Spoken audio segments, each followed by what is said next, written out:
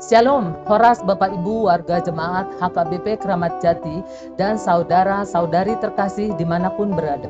HKBP Kramat Jati telah membeli lahan seluas 971 meter persegi. Berkat rahmat Tuhan didapat harga 13 miliar rupiah, belum termasuk pajak. Termin pertama atau DP dan termin kedua sudah dibayar sebesar 10 miliar rupiah. Termin ketiga atau pelunasan akan dibayar di bulan Maret 2026.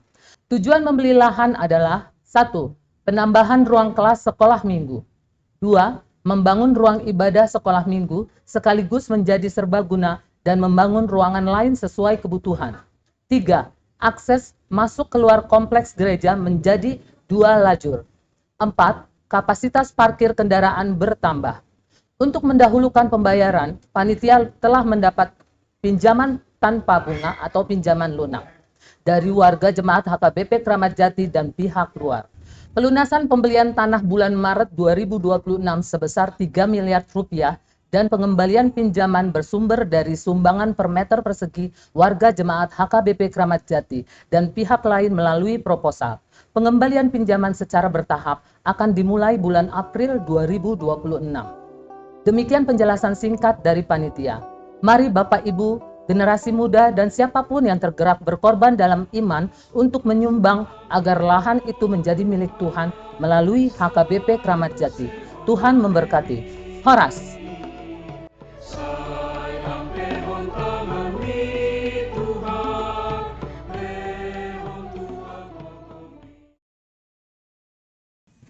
Shalom buat kita semua, Bapak Ibu dan saudara-saudara. Kita akan mendengarkan firman Tuhan.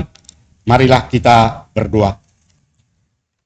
Kasih karunia dari Tuhan Allah Bapa dan dari anaknya Tuhan kita Yesus Kristus. Amin. Firman Tuhan yang menjadi renungan untuk kita di pagi hari ini tertulis dalam kitab 1 Samuel pasal 17 ayat 47. Demikian dikatakan. Dan supaya segenap jemaah ini tahu bahwa Tuhan menyelamatkan bukan dengan pedang dan bukan dengan lembing. Sebab di tangan Tuhanlah pertempuran dan Ia pun menyerahkan kamu ke dalam tangan kami. Demikian firman Tuhan. Bapak Ibu dan saudara-saudara yang dikasihi Tuhan kita Yesus Kristus, satu pengakuan yang didasari dengan iman. Itulah yang disampaikan oleh Daud dalam renungan kita di pagi hari ini. Daud benar-benar menyatakan tentang adanya kuasa dan kekuatan Tuhan yang melebihi segala kekuatan yang ada di tengah-tengah dunia ini. Daud mengingatkan bagi semua orang percaya bahwa kemenangan yang akan dicapai dalam segala kesulitan dan tantangan di dalam hidup bukan dicapai berdasarkan hasil dari pedang atau tombak atau benda-benda tajam atau perbuatan-perbuatan lainnya, melainkan hanya berdasarkan anugerah Tuhan. Itu berarti mengajarkan bahwa kekuatan yang ada di dalam diri kita manusia tentu sangat terbatas. Namun bagi Tuhan tidak memiliki keterbatasan. Daud telah mengalami di dalam dirinya yang berhadapan dengan seorang manusia raksasa yang akan melenyapkan hidupnya, yaitu Goliat. Karena Daud berbadan kecil yang tidak mungkin bagi Goliat dapat melawannya. Namun Daud tidak mundur untuk melawan manusia raksasa, karena dia benar-benar percaya bahwa Tuhan akan menolongnya, akan tetap mendampinginya. Bagi Daud yang sudah mengakui Tuhan, mengatakan bahwa pertempuran itu adalah milik Tuhan. Itu berarti bahwa segala aspek pertempuran berada di bawah kendali Tuhan. Dan dialah yang menentukan hasilnya. Bapak Ibu dan saudara-saudara, apa yang dialami oleh Daud di dalam kehidupannya, yang benar-benar merasakan pertolongan Tuhan, tentu hanya berdasarkan pengakuan dan kepercayaannya terhadap Allah. Dalam arti, dia tidak dapat mengandalkan apapun untuk mengalahkan manusia raksasa itu. Ketika kita berhadapan dengan sesuatu yang membuat kita merasa sulit untuk mencapainya, karena kita merasa tidak akan mampu, kita tentu harus mengakui bahwa ada pertolongan yang bisa kita harapkan. Bukan dengan pertolongan orang lain, atau mengandalkan kekuatan duniawi, tetapi hanya melalui pertolongan Tuhan.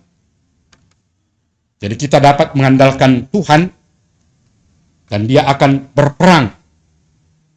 Dia akan melawan untuk kita, serta menyerahkan musuh ke dalam tangan kita, sehingga kita bisa meraih atau dapat mencapai keberhasilan.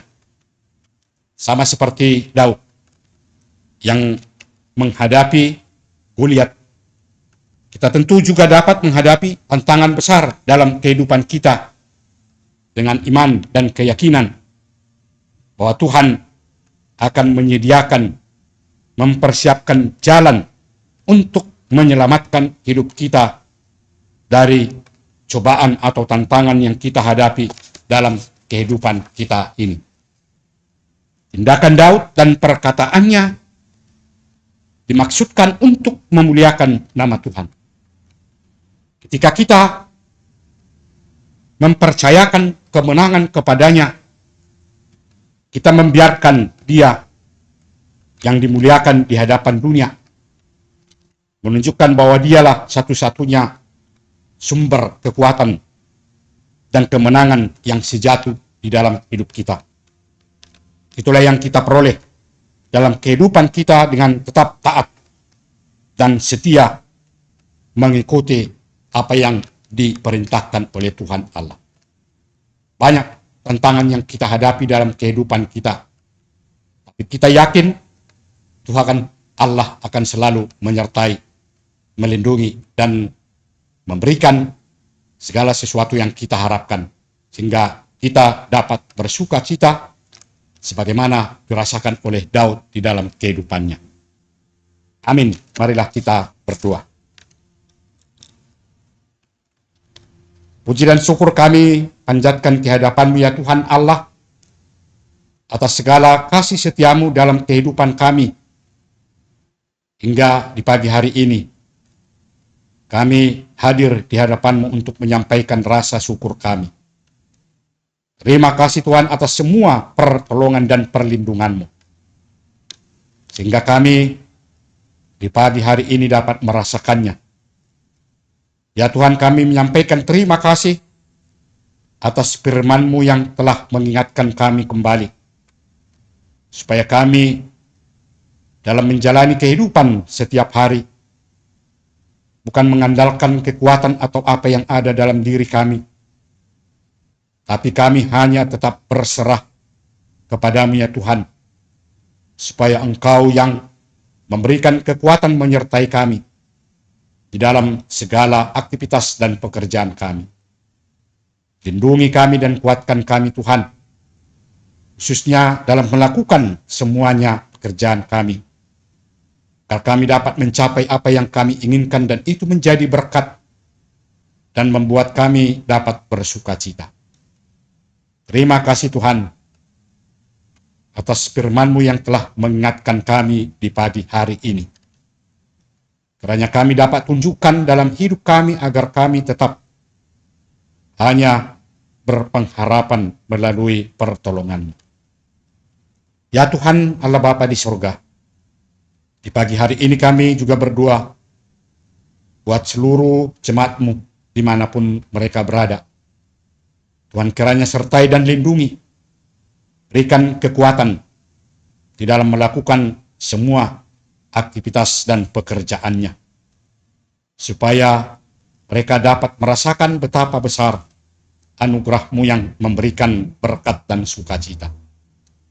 Ya Tuhan Allah Bapa di surga, kami juga berdoa buat seluruh jemaat, Bapak dan Ibu saudara-saudara kami yang pada saat ini dalam keadaan sakit.